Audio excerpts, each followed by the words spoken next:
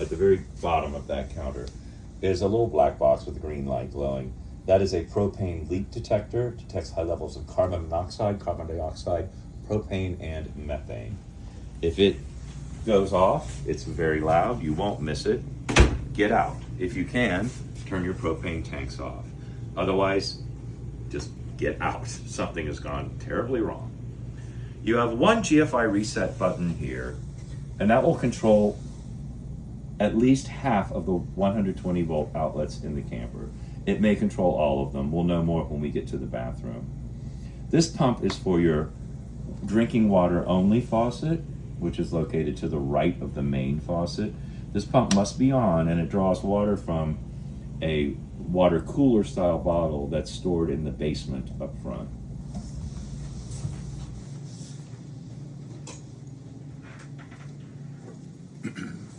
Here's your main control panel. To get this going, just tap it. It lights up. Right now we have the main air conditioner set at 50 degrees because we're just cooling this thing down for a bit. However, there are two air conditioners. This one's located in the bedroom. I can hit this on off, set it at whatever temperature I want, and away it goes. All right, we're back to the main, and the main will also control the furnace and a heat pump. So,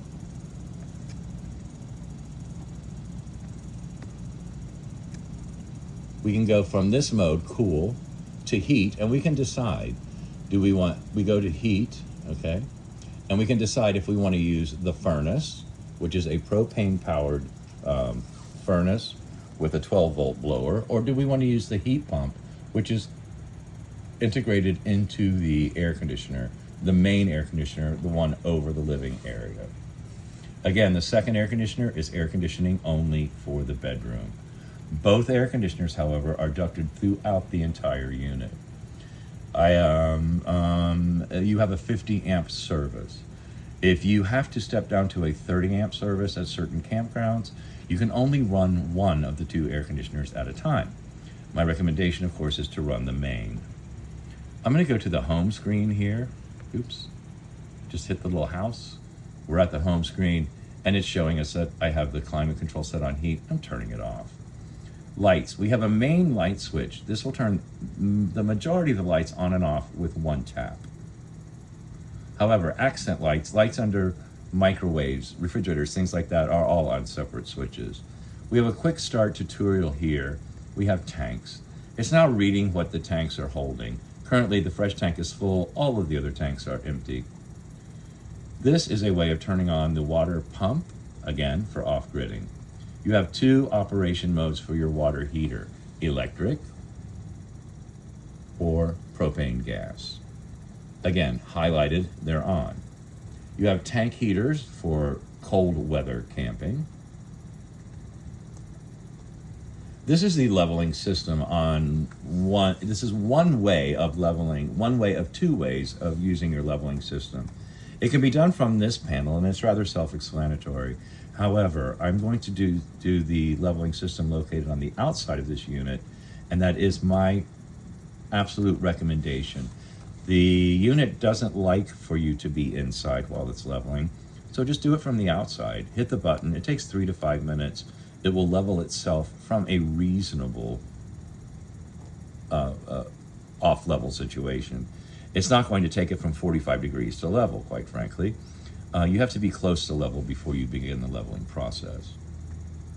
All right, we're back to the furnaces, air conditioners. The next one is the light bulb, and it's going to give us a whole bank of things to do with lighting. You can dim each and every separate light system by tapping these. Let's do the living room so you can kind of see where we're going here. There we go. All right. Now, keep in mind that all of this can be done via your Android and or iPhone if you Bluetooth this to your phone. You'll have an app that will pop up, and you can literally go in and find a screen that pretty much matches this one on your phone and perform all of these functions remotely. The next button down gives us tire pressure and propane levels and such. Propane tank gauges are an option for this. It is set up for them, so it can be added quite easily. Bottom button just gives us a readout of what our battery is producing, 12.4 volts, which is what it's supposed to be doing. And it lets us know that we have no inverter. Back to home. And then at the bottom, we have a series of little hard buttons. These are brilliant in terms of you come in the camper and you just want to turn the lights on without having to fish through this screen rather. Hit number 1, it will turn the lights off. Hit number 3, it'll turn the lights on. You can turn your water pump on, WP, by simply hitting this. And if you go to the screen, it will show that it is now highlighted. Here's how you operate your slide rooms and awnings.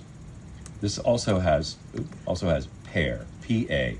So this is how you would pair it to your phone in order to use a Bluetooth function. You'll look for BM Pro in your search on your Bluetooth on your phone. Okay, awning 1, awning 2. You have an awning located on the slide room just behind the camera, the guy behind the camera there. And you have an awning behind the door that I am standing in. Slide 1 is the slide located in your bedroom upstairs. Retract and extend.